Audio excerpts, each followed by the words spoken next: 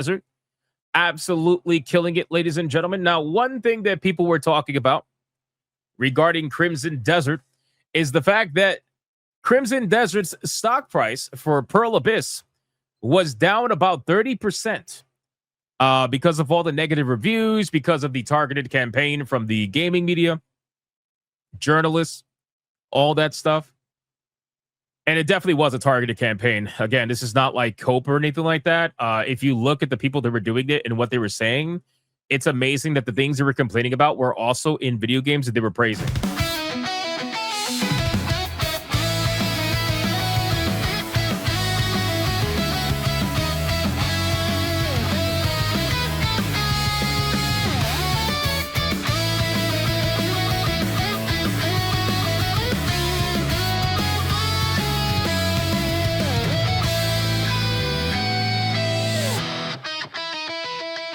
Right, the fact that they were complaining that you have to press A in order to run. Meanwhile, these people praise Grand Theft Auto, a video game that you also have to press A to run. It's like, you're going to really complain about that feature, but then you never complained about that in any other game that had it, which was many games before that. Anyway, it's just one of those interesting things you start to notice. And it's not just that. They also did it with a lot of other features as well in the game that they were complaining about, but then other games didn't. They have no problem with that, right? Anyway, so Crimson Desert lost about 30%. Pearl Abyss lost 30% on their stock price. But now, apparently, they have their shares have skyrocketed. Ironically, their shares have skyrocketed over 30% since the announcement that the game has passed 3 million sales and rising, right? So, guys, this is is actually a beautiful thing, right? Because it goes to show that, to be fair, I mean, I could understand why people, decided to maybe sell their stocks or whatever. They thought that, people pull the trigger pretty quickly these days, and they probably thought with all the negative initial press that the game was going to like flop or tank or whatever like that. But the people that did not, or the people that bought in, at the time where it dipped 30%, are probably making out like bandits right now because they got just a really easy 30% increase. But it has fully recovered. It has fully recovered in that time. According to this, Pearl Abyss saw its value of its shares skyrocket by 27.76%, following an announcement that Crimson Desert sold over 3 million copies within its first week. Actually, it was within 5 days. It was within 5 days, but regardless, whatever. Developed by the studio behind Black Desert, Crimson Desert, blah, blah, blah. We already know it. Review scores affected Pearl Abyss's stock, sinking it by 29.88% ahead of launch. Though Crimson Desert had strong sales, the day after its release saw the company's shares plummet by an additional 9.78%. However, despite the mixed reception and the lack of confidence from investors, Crimson Desert continued to retain its player count, with the development team promising a series of changes to come to the game's biggest complaints. Well, see, here's the thing, right? So Crimson Desert retained its player count because this game allows you to do whatever the fuck you want to do. So naturally, this kind of video game is going to attract players that are going to want to play for a long period of time and play over and over and over again. Like, this kind of game is going to maintain its player count for a pretty decent amount of time. Actually, if we look at SteamDB right now, just out of curiosity, what's the numbers like? It's a little late into the evening, but I'm still curious. It's probably still pretty good. Right now, it is at a 24-hour peak of still almost 200,000. It's got 190,000 players within a 24-hour peak. That is incredible. That is incredible. The amount of people that checked out of this video game is nowhere near the amount of people that decided to stick with this video game. Not bad. Not bad. 190,000 on a weekday, too. I'm curious if the number will go back up again on the weekend. I'm very curious about that. I think a lot of... You know what's so funny about this? A lot of people were joining the hype train before the game came out. And then those same people were joining the hate train when the game released, and all these people were complaining about how hard it is, how, it's an open world sandbox. It's not what I thought it was going to be. Blah. All the people joined the hate train. And then they were like, yeah, look at the stocks falling. It fell 30%. Look, you guys are getting felted. Blah. And then now that the game is being liked by a lot of people again, and now that the stocks is rising again, and now that the numbers are still good, now those same people that joined the hate train, now they're like, hey, I gave the game a second chance and I actually like it. Oh my God, man. Come on. You guys can't be fucking consistent. You guys, what are we doing, man? This is why I keep telling people you're never going to bully me on an opinion with a game. If I don't like a game, I'm not going to like it. If I like a game, I'm going to like it. And it doesn't matter what other people say on my videos. They comment and they're like, "Oh, you shouldn't like this game," whatever. Yeah, it's like, get the fuck out of here, bro. Like, I'm good. I'm good. I'll be proven right. Don't worry. And if I'm wrong, I'm wrong. It is what it is. Who gives a fuck? It doesn't matter. I don't care if I'm wrong, bro. I don't give a fuck. I try my best to be, as accurate as possible, but sometimes I'm wrong. You're a shill. Hey, listen, you know what? I'll show for it. I'll show for it. The game's a good game. It is what it is. The game's a good game. No, the difference between being a fan and being a shill, like I told you, is a fan will say the game is a good game no matter what and play the game if they truly enjoy the game. And a shill will attack other people who don't like the game and just basically go off and go like completely psychopath about it. I'm not attacking people. I'm just saying, okay, well, if you don't like the game, you don't like the game. It is what it is, but I like the game. I think the game's a good game. So it is what it is. Dragonkin, yes. Hey, I'm actually having a great time with Dragonkin. I actually have I have a lot of hours in Dragonkin. I think I have more hours in Dragonkin than Crimson Desert. My hours right now in Dragonkin are 27.9 hours. My hours in Crimson Desert are 19 hours. Dragonkin's a really good game. I'm having a lot of fun. I'm doing end game content in that game. I'm currently farming mythical equipment so that I could go past what is it? Desolation 1, whatever the difficulty for mythic gear is. I don't know. What is Dragonkin? That is it's a new ARPG that has dropped. Fantastic video game. You should go check it out, Tiger King. You might like it. You might like it for once, but no, seriously, like with Crimson Desert, this game has proven that over time, it is one of those video games that I think, like I told you guys before, heavily misunderstood. Expectations were all over the place with this game, and there was a lot of people that went into this game thinking it was going to be X. The game ended up being Y, and they just weren't happy about it. And I think that's okay. I think, and I've always said this, these kind of video games, right? These kind of video games, when they're hyper polarizing like that, and they're hyper polarizing not because of the politics, but because of the gameplay, I actually like that.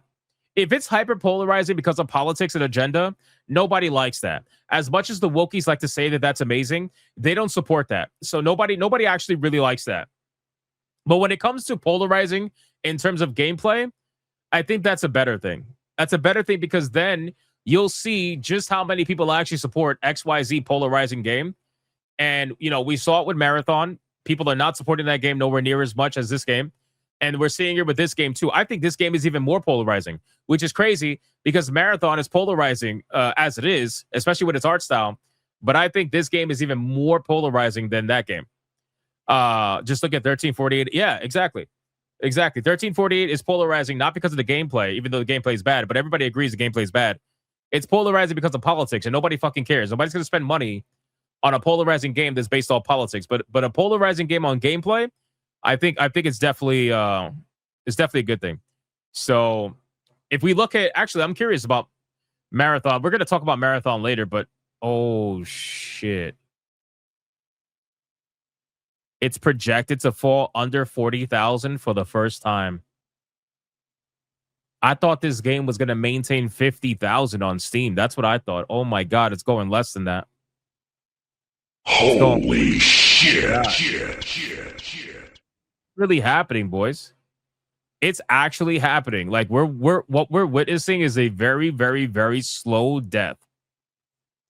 It's a very slow death right now. Holy shit. Anyway, we'll come back to that. Fuck this game. We'll come back to that. So yeah. Also, by the way, the reviews have gone up. The reviews are almost at 80% positive now. Keep in mind, this game was getting hit in the beginning, and it was at a little over 50% reviewed over on Steam. Right? It was getting hit nonstop by negative reviews. Now it's going up there. In all actuality, let me see. Maybe I could see the chart. Let me see if I could bring up the chart. Hold on. Crimson Desert. Let me see if I could bring up the chart. If I could bring up the chart, that will help prove my point a little bit more. Let's see. Reviews, show the graph. Yeah, precisely. This is what I want. Okay, so check this out, guys. So look at this. This Crimson Desert over on Steam. Brother, look at this shit. Look at this shit. Look at what, when I say polarizing, right? Look at what happened. You had the initial brigade, right? March 20th, you had the initial brigade. 7,000 negative reviews, right? 10,600 positive reviews. Still relatively positive for the most part, but it was like almost a 50-50 split, right? Or like 40-60 split, right? And then it just started to disappear, right? 2,500 negative, 1,500 negative, 700 negative, 500 negative, 400 negative. It's basically, yeah, the patch helped a lot. You know, the patch definitely helped a lot with a lot of people. And I think what ended up happening was a lot of people that are here that didn't refund the game, they ended up changing their review to positive, or at the very least, they tried the game again and ended up liking it to the point where maybe they changed it later down the line. But you can clearly see it's a pretty good trend that's happening here. And now you have almost nearly no negative as of technically tomorrow, even though today's the 25th. For some reason, they're counting tomorrow. I guess that's how Steam loads it up. I don't know. But regardless, this is good. This is good. You know, people are saying, look, slow start, but it's a very good game. You know, it's a good game. Does it have its faults? Sure. But what game doesn't? Overall, I'm having a good time. I got used to the controls. It's very complicated battle mechanics, which is a good thing. Yeah, the game's fucking sick, man. The game is sick. I really like this game. This game gave me everything that I was looking for and what I was expecting from it. And honestly, more.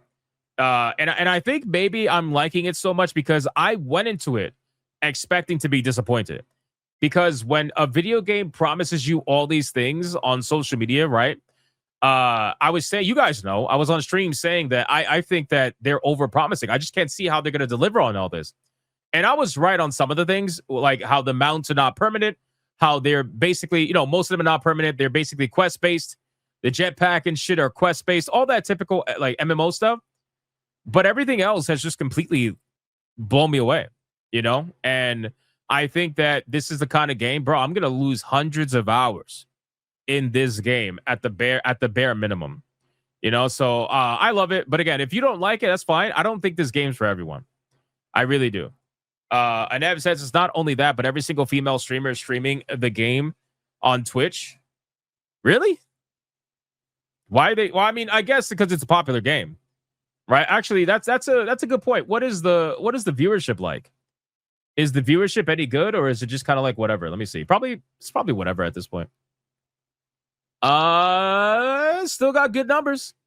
119,000 people watching within a 24-hour peak, and that's only Twitch.